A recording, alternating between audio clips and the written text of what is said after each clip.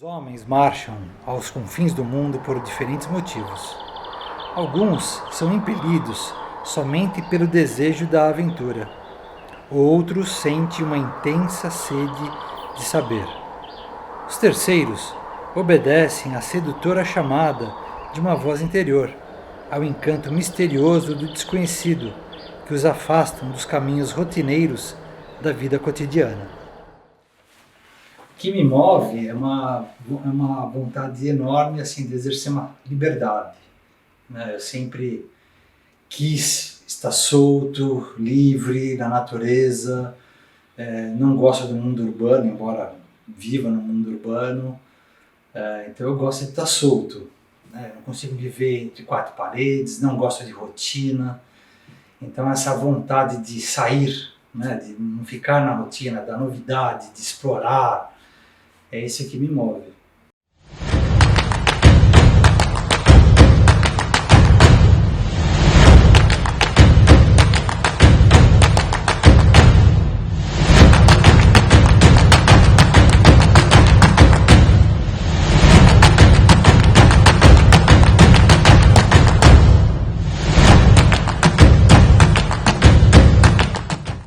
E por que a montanha? Porque é um ambiente extremamente bonito, de extremos e, de uma certa forma, é uma antítese desse mundo que a gente vive. Né? Aqui no mundo urbano está calor, liga o ar-condicionado, está frio, liga o aquecedor. Né? É longe, vai de carro, é muito para cima, vai de elevador. Né? Na montanha você tem que ir com os seus pés, você tem que julgar as intenções do clima, você tem que se orientar, você tem que ajudar, pedir ajuda, confiar, né? Passar confiança para as pessoas. Tem o ambiente da montanha, né? O ar puro, a água do riachinho, a água cristalina, o silêncio, a vida, né, animal que tem, as plantas, o cenário mesmo tenso, para mim são as coisas mais lindas do mundo. Né? Então, a coisa do isolamento, a coisa de ficar, às vezes sozinho, ou você e o grupo, mas isolados, né? Eu gosto dessa coisa do isolamento, de sair. Né? E a montanha te propicia isso. Né? Quanto mais você se enfia no meio das montanhas, das trilhas, mais você se isola. E eu acho isso assim, essa sensação que te dá de paz, de isolamento, acho que paz, acho que a paz interior, né? Acho que é a coisa mais que me traz mais da montanha. Outra coisa que eu gosto da montanha é a simplicidade, né? Para você mergulhar, você tem que usar vários recursos tecnológicos. Na montanha você não usa quase nada, né? Você vai a pé e vai, né? Você não precisa de quase nada, né? Eu estou falando, claro, escalar um pico de 8.000 metros. Estou falando de ir para a montanha, você não precisa de quase nenhum recurso.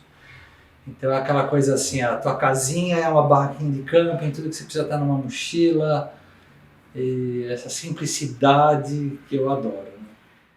Os dias que estes homens passam nas montanhas são os dias em que realmente vivem, quando as cabeças se limpam de teias de aranha e o sangue corre com força pelas veias, quando os 5 sentidos cobram vitalidade e o homem completo se torna mais sensível, e então já pode ouvir as vozes da natureza e ver as belezas que só estavam ao alcance dos mais ousados. Reinhold Messner. Eu comecei na montanha, assim, primeiro na minha adolescência eu via fotos de um antigo alpinista, né, que morou no Brasil, já faleceu, né, meu amigo Domingos Job, e ele publicava as fotos na antiga revista Manchete, das escaladas que ele fazia no Peru, aquelas montanhas nevadas, as roupas coloridas, aquele visual fantástico, né, e eu sempre sonhava de conhecer aquilo, né. E meu pai falava assim, então esquece, isso é coisa para milionário. Precisa ter tempo e muito dinheiro para fazer essas coisas. Eu cresci com isso. Né? Mas quando eu tinha 20 anos, eu conheci um clube chamado CEL, Centro Excursionista Universitário, que fica na USP, e que congrega alpinistas, caiaquistas, gente que faz trilha, explora a caverna, né, os espeleólogos.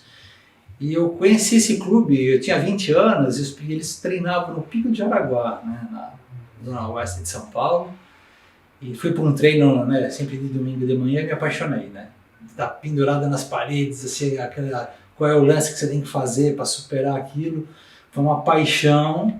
Eu falei, nossa, eu quero fazer isso na minha vida, eu quero ser alpinista. Né? Estou falando isso no começo dos anos 80. Né? Então, assim, que não existia quase ninguém fazendo. Então, aí eu falei, vou me dedicar. E aí comecei a me dedicar. Em 82 fiz minha primeira expedição nos Andes peruanos, e aí começou. Né? A primeira vez que eu vi uma grande montanha, uma montanha nevada, eu estava no trem de Cochabamba a La Paz. Né? Então a gente estava no altiplano, de repente, do nada, surge uma super montanha no horizonte. Foi a primeira vez que eu vi neve e uma montanha nevada na vida. Foi uma sensação assim, inesquecível, eu nunca esqueço essa cena. Né? Depois, claro, a gente chegou em La Paz, aí subiu o Chacaltaya, tá? Aí tem umas montanhas assim com neve, a gente já viu os Andes e tal, né?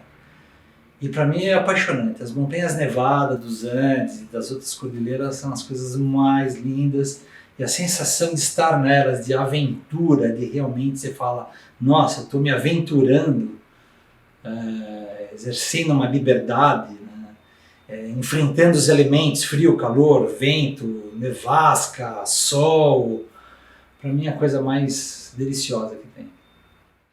A diferença assim, dos Andes para o Himalaia é só a dimensão delas. Né? Para mim são montanhas. Né?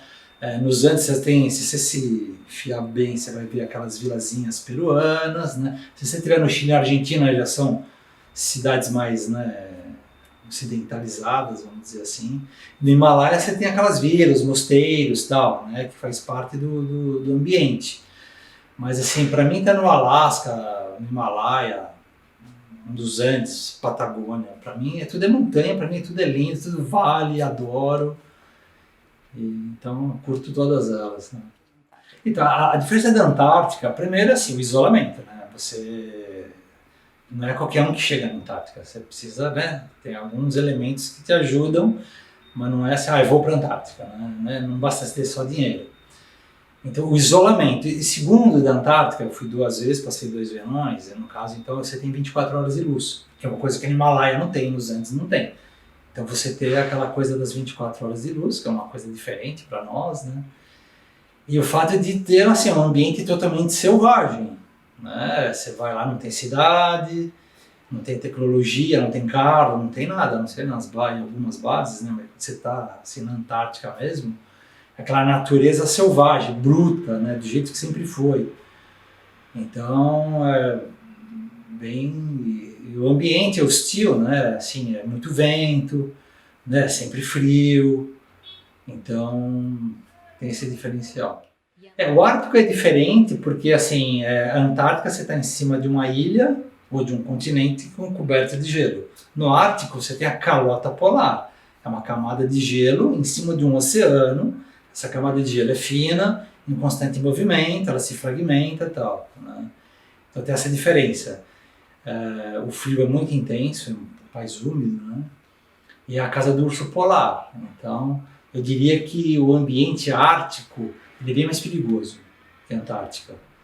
E também tem as 24 horas de luz, né? Se você vai no verão. Então, eu fui no final do inverno, ainda tinha noite.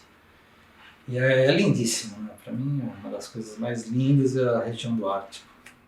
A minha expedição invernal no Monte Makalu, primeiro que eu tinha só 27 anos de idade. Né? Eu tinha escalado nos Andes, o Aconcagua, tinha feito McKinley no Alasca. Então, para mim, assim, para um brasileiro ir para o Himalaia, escalar uma grande montanha, eu acho que assim, que nem para um jogador de um país que não tem tradição de futebol, ir para uma Copa do Mundo. O Brasil não tem grandes montanhas, né? Não tem, na época, então, não tinha alpinistas, não tinha uma cultura, uma tradição. Né? E para o Himalaia é como um jogador de futebol da várzea ir para uma Copa do Mundo. Então é aquele deslumbramento, né? Aquelas dimensões gigantescas das montanhas, aquela cultura nepalesa, as vilas. Né? Só para chegar na montanha foram 150 quilômetros a pé. Então, assim, é uma coisa que você não está acostumado. Né? A Aconcagua você faz em 1 dia e meio, 2. Né? Então, foi uma coisa fantástica. E daí você conhecer como é que funciona, né? Os poloneses, que já tinham uma cultura himalaiana, durões, homens durões, né? Totalmente diferente, não era uma expedição comercial. Então, como é que funciona a mecânica de uma expedição? Então, para mim foi um aprendizado, tudo era novo. Foi uma experiência, assim, nunca mais esqueci. Então, o mais incrível dessa expedição é que assim, não tem Sherpa, não tem carregador, não tem oxigênio. Nós vamos subir a montanha, nós vamos decidir a rota de ascensão, nós vamos fixar a corda, nós vamos planejar os acampamentos, nós vamos abastecer esses acampamentos. Então tem o desgaste de você subir e descer, e você sobe, tem uma tempestade de neve, um frio, um vento, e aí você vai ter que voltar, descer, você vai ter que voltar para esse acampamento. Então não tinha a moleza que tem hoje. Né? Era assim, era nós e somente nós, não tinha nenhum apoio externo, né?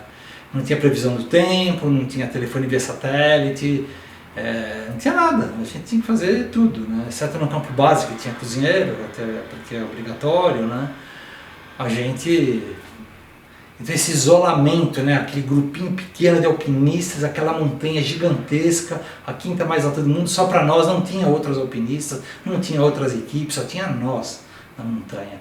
E o inverno, aquele frio absurdo, né? Mas por outro lado, eram dias super ensolarados, quase todos os dias eram de muito sol, muito frio, quase sempre vento, principalmente à tarde, mas aquele sol forte, né?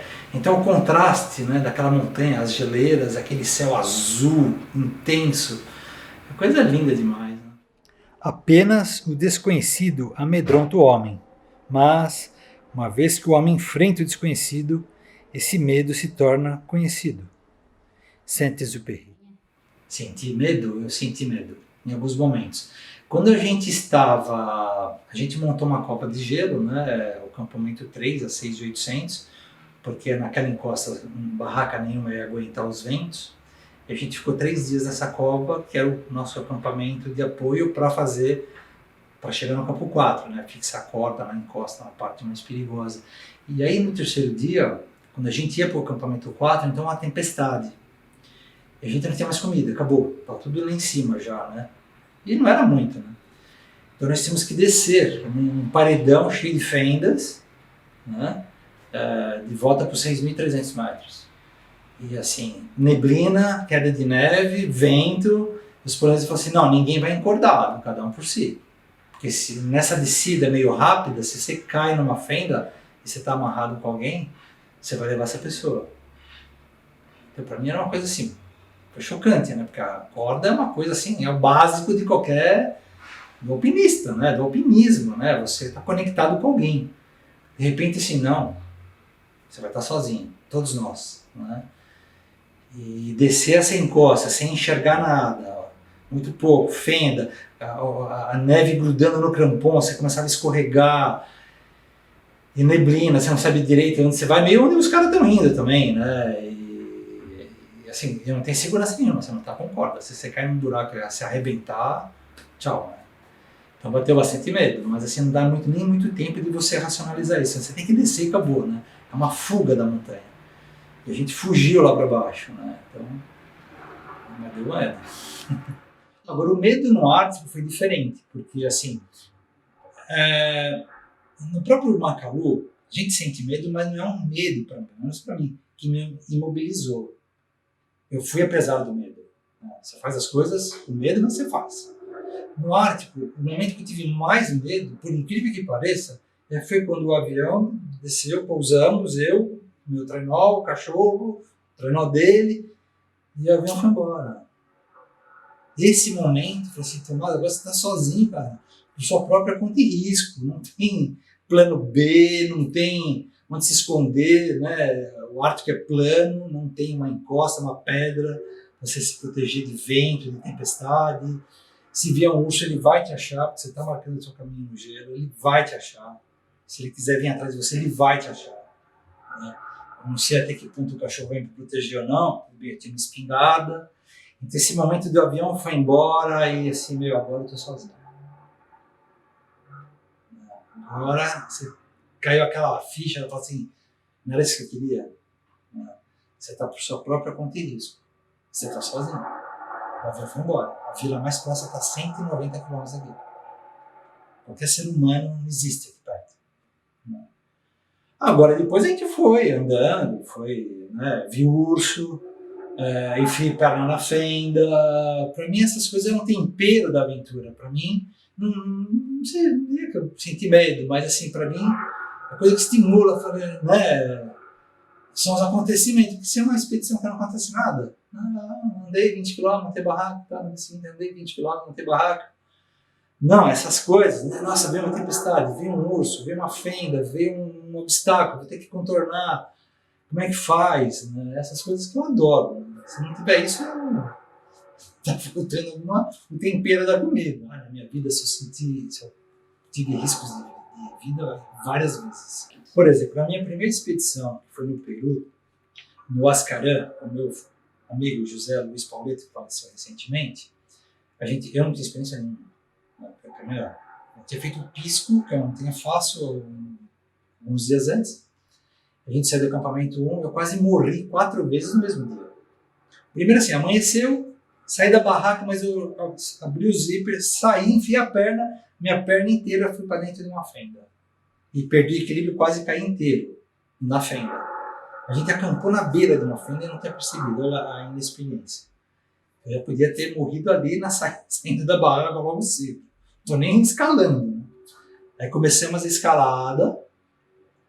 No momento, assim, tinha uma fenda, né? Então o Pauleto passou por cima da fenda e fez uma escalada em diagonal para a esquerda. Subiu, né?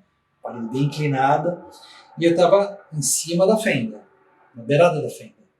Então eu teria que subir em diagonal. Só que no que eu comecei a subir em diagonal, eu escorreguei. No que eu escorreguei, a corda pendurou e eu fui para dentro da fenda.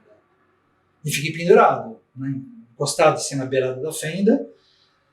Né? Você fica super ofegante, você fica com medo, né? Nossa senhora, e agora? Como é que eu saio daqui? Né? Já estávamos, não lembro, altitude de 5.600, 5.700, sei lá, alguma coisa assim, né? E para sair, nossa, eu morri de medo. Se ele não tivesse bem fixado e atento, e os dois lá para baixo, a gente ia morrer os dois. Ainda bem que ele fez uma parada, né? Ele já tem mais experiência e tal. Bom, consegui sair da fenda, continuei a escalada, beleza. Um pouco mais para cima, ele está dando com a piqueta no gelo, saiu um bloco de gelo, assim, tamanho de um barril de chope. Ele gritou para mim, né, o gelo, daí eu gritei, aquela pedra de gelo vinha assim na minha cabeça. Né? Eu pulei para trás, caí de costas assim no chão, na geleira, a pedra bateu na minha bota, a minha bota afundou na neve, né? E rolou lá para baixo. Quer dizer, escapei por um triz de não ser esmagado por uma pedra de gelo. Né? Não sei se eu seria esmagado, mas ia me arrebentar. Né? Aí, beleza, chegamos no campo 2, largamos as nossas coisas lá, descemos para o acampamento 1 de volta, né? Final da tarde, já estamos se preparando, né? Descansar, fazer o jantar e tal. A gente houve uma super avalanche. A avalanche veio na nossa direção no acampamento, tinha outras barracas, outras pessoas. E a avalanche, aquela gigantesca, veio na nossa direção. Só que existia uma fenda entre nós e a avalanche. O grosso da avalanche caiu nessa fenda. Mas veio uma... Como é que eu falo? Não sei o termo. Né? Veio uma nuvem de avalanche para cima de nós, vento, deslocar um monte de coisas. Né?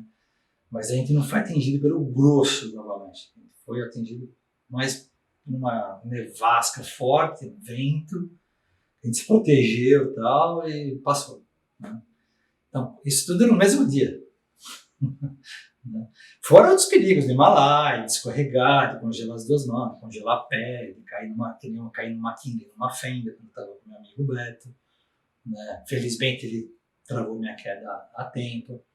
Quando eu fui para a Antártica a segunda vez, a gente desceu do bote, né? Tava eu, meu amigo Alex e o professor Jefferson, né? Inclusive esse relato está nesse livro que eu estou lançando. A gente saiu do bote e começamos a subir uma geleira, assim, a gente nem estava encordado, porque era muito no começo. Eu, pumba, caí na fenda, fiquei só com a mochila no ombro, assim, fiquei com o corpo inteiro dentro da fenda. O Alex veio, me deu a corda, consegui sair. Não devia ser muito funda, porque estava muito no comecinho da geleira, mas eu poderia me machucar seriamente, né? Então esses perigos aconteceram. Se eu salvei a vida de alguém, eu não diria que eu salvei a vida. Quando eu estava na Concagua a primeira vez, tinha 3 argentinos que ficaram sem fogareiro, pifou o fogareiro deles. Então, em vez de eles irem embora, pedir emprestado, eles decidiram adiantar a expedição. Eles saíram ali de Ilha de Condor e foram até o topo.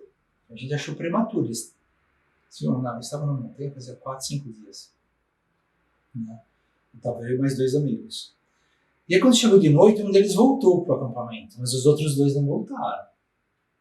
E na manhã seguinte a gente ia subir para ir até um acampamento Independência. E a gente viu um deles descendo. Né? Ele parecia um mendigo, com a roupa toda rasgada, que ele não conseguia mais andar, tão cansado, ele se jogava na trilha para baixo, ele ia rolando na trilha, porque ele não conseguia andar, nem rastejar. E quando ele viu a gente assim, ele pediu, pelo amor de Deus, né, me ajuda. A gente deu água, assim, ele bebia que nem um cara no deserto que faz uma semana que não vê água, né, e comida, e estava desesperado, ele estava assim, realmente em choque, né.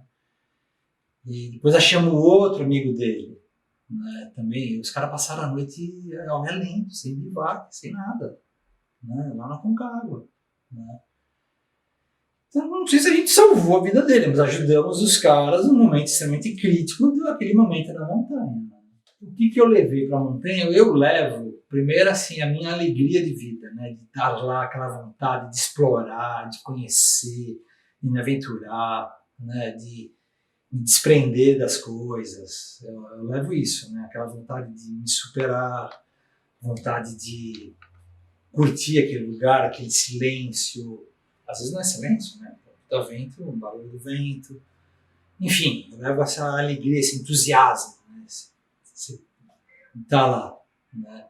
No começo, é claro, você acaba levando os teus problemas, as tuas neuras aqui né? Eu moro em São Paulo, né? Acaba levando, mas logo essas coisas se diluem e desaparecem, né? Eu procuro realmente largar no começo. E é isso que eu levo para a montanha. E o que essa pergunta é interessante, né? Uma vez uma amiga minha fez essa coisa de o que eu deixei na montanha. Fisicamente eu não deixei nada, né?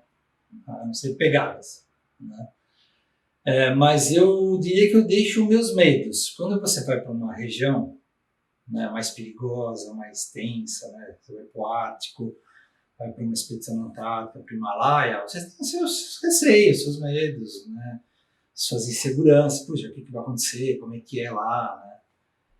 E depois que você volta, você voltou são, salvo, né, você conseguiu superar todos os obstáculos, aquele medo que você tinha naquele lugar, naquela montanha, ficou lá, né?